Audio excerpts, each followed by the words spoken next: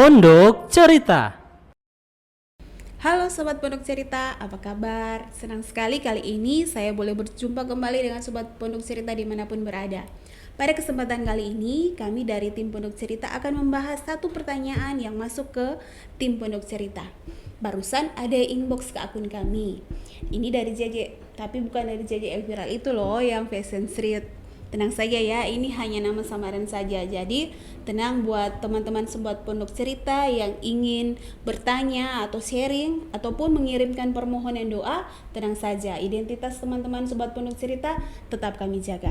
Oke, kita langsung saja ya. Saya akan bacakan pesan yang masuk dari teman kita. Halo Kak di tim Pondok Cerita, perkenalkan saya JJ. Makasih buat tim Pondok Cerita yang sudah berbagi konten yang memberkati untuk JJ. JJ hanya mau konsultasi nih. JJ sudah sempat pelayanan di beberapa gereja. Dan sejak pandemi, JJ sudah tidak melayani lagi, bahkan sekarang sudah jarang ke gereja.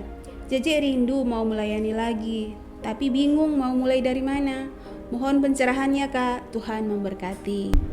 Oke, makasih JJ sudah menghubungi tim Pondok Cerita. Walaupun perkenalannya kurang lengkap ya, mungkin JJ ada di mana, tinggal di mana, umur berapa, apakah JJ ini laki-laki atau perempuan, tidak mengapa, yang penting JJ sudah mau bersedia sharing dengan kami. Oke, mungkin di luar sana ada juga teman-teman yang memiliki masalah yang sama seperti JJ. Untuk mendapatkan jawabannya, mari kita simak penjelasan berikut ini. Waktu saya kecewa, itu tidak lama dia punya durasi saya kecewa. Saya berdoa, Tuhan, saya akan mundur dari pelayanan karena ini. Iya. Tidak sampai 5 menit saya dengar suara dalam hati saya. Suara itu bilang begini, kalau kamu mundur, aku tidak rugi. Halo guys, kalau kita memiliki permasalahan bila ingin melayani, pertama kita harus tahu bahwa melayani adalah suatu kehormatan. Dalam Injil Markus 10 ayat 45 berkata, "Karena anak manusia juga datang bukan untuk dilayani, melainkan untuk melayani dan untuk memberikan nyawanya menjadi tebusan bagi banyak orang." Yesus datang ke dunia untuk melayani, bukan untuk dilayani. Kita harus sadar kalau kita adalah alatnya Tuhan untuk melayani jiwa-jiwa yang terhilang. Dalam Injil Yohanes 15 ayat 16 dikatakan, "Bukan kamu yang memilih aku, tetapi akulah yang memilih kamu. Dan aku telah menetapkan kamu, supaya kamu pergi dan menghasilkan buah, dan buahmu itu tetap, supaya apa yang kamu minta kepada Bapa dalam namaku, diberikannya kepadamu." Jadi kita harus sadar, bukan kita yang memutuskan melayani, tetapi Tuhanlah yang memilih kita.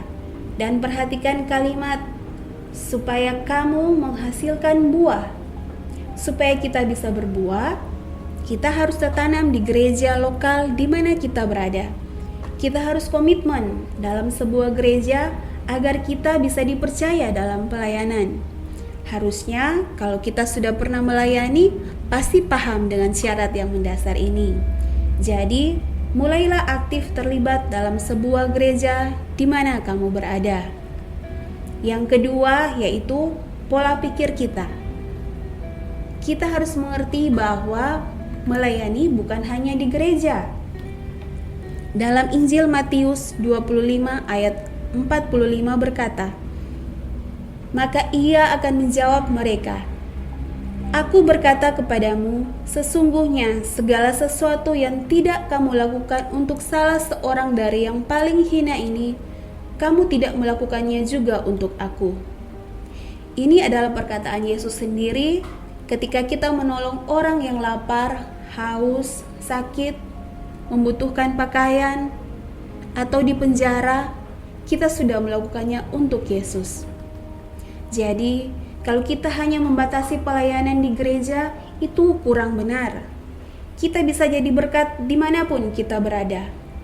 Di marketplace di mana kita ditempatkan, baik itu di sekolah, di kantor, di kampus sebagai mahasiswa, sebagai pengajar, atau sebagai dokter, seorang pegawai, atau pekerja di perusahaan, tukang ojek, penjaga toko, atau sebagai seorang ibu rumah tangga, bahkan sebagai tetangga yang hidup berdampingan dan lain sebagainya, kita bisa melayani mereka, orang-orang yang ada di sekitar kita, untuk menyatakan kasih sayang Tuhan yang telah kita terima. Poin yang ketiga, untuk kita melayani, kita harus sadar. Kita harus cepat-cepat sadar dan mengerti. Mengapa? Keinginan melayani ini adalah keinginan Tuhan bagi setiap kita. Dan iblis pun tidak mau tinggal diam. Strategi iblis akan menjauhkan kita dari kasih Allah, sehingga kita tidak mau melayani. Dalam Injil Yohanes 10 ayat 10 berkata, "Pencuri datang hanya untuk mencuri dan membunuh dan membinasakan. Aku datang supaya mereka mempunyai hidup dan mempunyainya dalam segala kelimpahan." Jadi kita ingat, iblis perlahan-lahan mencuri cinta mula-mula kita kepada Tuhan, yaitu dengan membuat kita sibuk, sehingga membuat kita lupa bahwa hubungan dengan Tuhan sesungguhnya lebih penting dari kesibukan kita. Cara yang lain dari iblis yang mau menjatuhkan kita adalah dengan berkat yang kita terima. Mari kita cek dalam diri kita dengan menjawab 2 indikator pertanyaan ini. Pertama, apakah kesibukan kita membuat kita menjadi lebih dekat atau lebih jauh dari sumber berkat? Yang kedua, bagaimana sikap hati kita ketika berkat kita diambil?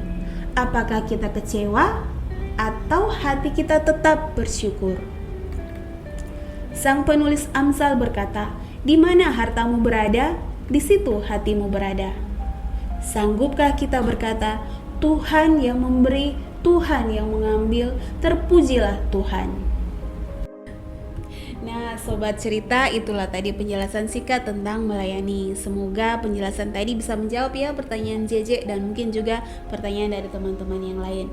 Jika dari teman-teman sobat cerita ada permasalahan yang mungkin menjadi tanda tanya dari teman-teman selama ini, jangan ragu ya mengirimkan pesan kepada tim Pondok Cerita di nomor WhatsApp di bawah ini. Bukan hanya pertanyaan saja, tetapi ada permohonan doa dari sobat-sobat Pondok Cerita, jangan ragu kirimkan kepada kami. Kami dengan tim Pondok Cerita akan senang mendoakan teman-teman sobat Pondok Cerita. Pesan kami, tetap semangat dan setia melayani, karena pelayanan adalah komitmen kita dengan Tuhan. Melayani adalah suatu kehormatan. Tuhan Yesus memberkati.